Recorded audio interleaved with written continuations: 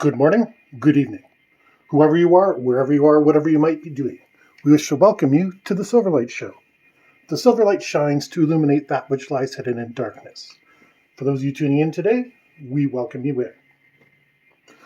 So, last week, the pandemic reached its next level, the next boss fight, shall we say. You know that part of the video game where the next big variant comes along? Well, that's what we got. The Omicron variant. And it was announced last week in Africa, and I was actually kind of pleased to see the reaction. Airports were shut down, they started going into monitoring and lockdown and stuff immediately. I'm thinking, thank God, after 2 years, we finally have some sort of viable response plan that anybody in the world can cut and paste and make it work.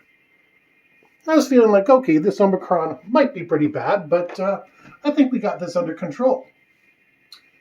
And then on the weekend, as you can see, it snowed. Now, the neat part about snowfall is they say that the pandemic spreads more quickly because people spend more time inside. This may be true. I'm not entirely sure how true because remember during lockdown and everybody was not moving around, it was still spreading around and affecting a couple thousand people a day. But what distresses me personally is 2 Canadians had been in Nigeria and were diagnosed with it, and they came back to Ottawa Airport. Now, I don't know whether they were diagnosed right then and there or whether they went home and started feeling bad and then got it happened. But somehow, these 2 people, and again, I'm not blaming the people. I'm blaming the response system. These 2 people are being treated in Montreal. Now, Ottawa to Montreal, a couple-hour drive depending on what you do, but they're 2 different places. We're supposed to be isolating, keeping apart from other people. And if you go city to city at all, if you go Toronto to Hamilton, it's like an hour and a half at most. Somewhere along the way, you're going to stop, you're going to grab yourself a tea, and you're going to go pee. It's just the way things are. So these 2 infected Canadians who had spent time in Nigeria have had at least 3 contact points that they can affect other people. How? We've been doing this for 2 years now. How did these 2 people, and again, nothing against the people, manage to get through all those screening checkpoints? It drives me nuts. 2 years of this pandemic and everything is supposed to be winding down, and all of a sudden, the boss manages to rise up again with its new form. The vaccine companies, Moderna's going around saying, don't worry, we got you covered, we think. Pfizer isn't saying anything. Johnson & Johnson is not saying anything. But Moderna's just going, yeah, it'll work. But we might need to give you a 3rd injection. Remember the whole 3rd injection thing? It's starting to come down the tubes. They're already giving it to the plus 70-year-olds and people with compromised immune systems. This does not work like any other booster that I can think of. Like, you get your smallpox vaccine. Okay, smallpox has been exterminated, but you get it once, you're good for life. Polio, you get it once, you're good for life. Malaria, from what I understand, you're good for quite some time. But this Omicron variant, it's just distressing no matter how you think of it. First of all, it really makes me look at the numbers. And what I'm saying is the numbers that are reported. Because 2 factors are happening there. The Prime Minister said CERB, or CRB, or whatever you want to call it, Canadian Recovery Benefit, which was about $2,000 a month, and then it got whittled down to $1,000 a month. And now it's for lockdown only. And the second they said that, Ontario's Premier, Mr. Ford, said, okay, numbers higher than 1,000, and I'll initiate a lockdown. If you notice those numbers have been hovering, they'll go 800 and 900, they won't go to 1,000. Well, we know from last year, the year before, I don't know, but they've been monkeying with these numbers longer than anyone can remember. So what exactly are we even supposed to believe at this point? First of all, this is not first of all, we're halfway through at least. But Silverlight wants to officially say he is neutral on vaccines. Whether you choose to get it, whether you choose not to, it's your body, it is your choice. Secondly, the Silverlight Show officially believes there is a virus out there. I know a few people who've been sick, and it's pretty horrible from what I can see. Fortunately, they were people with decent immune systems. I mean, no one can say theirs is super strong, but it still is not anything you want anybody to go through.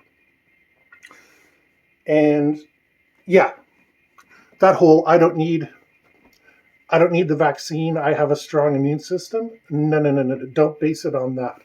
Because one of the people I know is about the healthiest person that you could possibly imagine. The other, not so much. But anyways, your choice, but just don't say I don't need it because I have a good immune system. Because, I mean, there's virological forms of cancer. Not many, but you can't stop the virus from making you have cancer.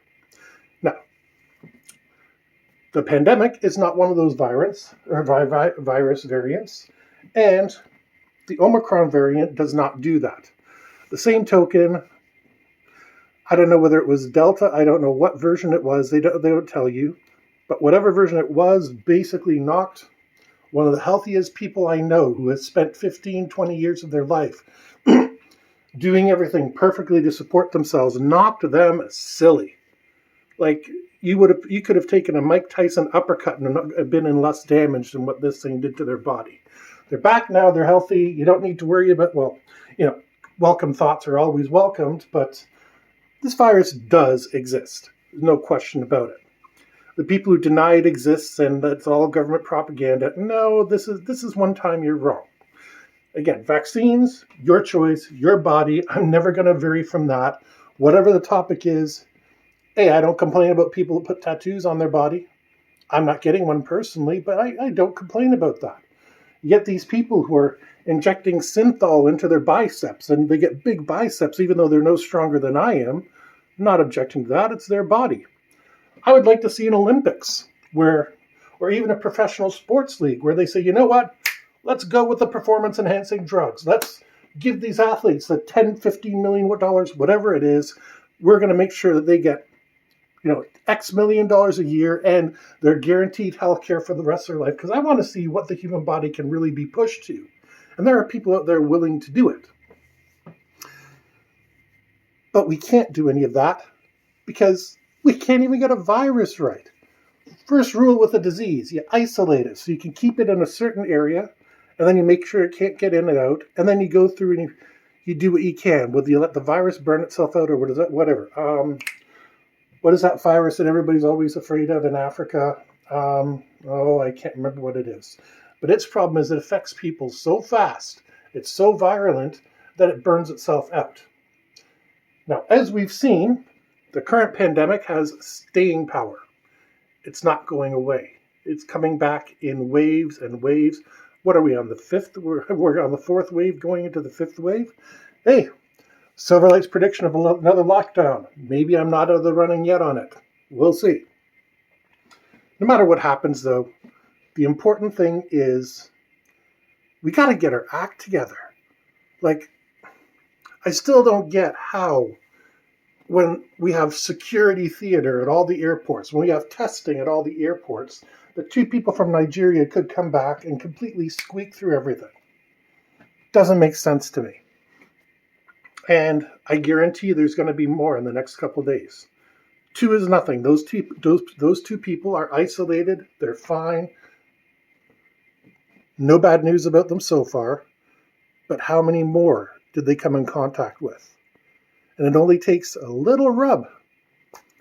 That's all it takes. Remember when people started this off and they were wearing their gloves and wearing their masks and everything? Well, that's almost forgotten behavior at this point. People still will put on masks because you tell them to, but they're kind of forgetting to do it naturally. Like, I'm seeing kids playing, and I'm not judging anybody with their kids. Your kids, you do what you want with them, provided they're not setting fire to things and breaking anything. Hey, I hope that your kids are having a good time. But I've noticed they've stopped wearing masks when they're playing. And yeah, we've already forgotten the behaviors that got us this far. And there's nothing left for us to do other than pray that this Omicron variant gets contained very quickly, somehow, because the government certainly doesn't seem up to the trick, which makes no sense after 2 years. What do we regular people have to do it? Because when the governments can't do it and the corporations can't do it, it's up to us. Now, I'm not suggesting we go around hunting people down with the virus. No.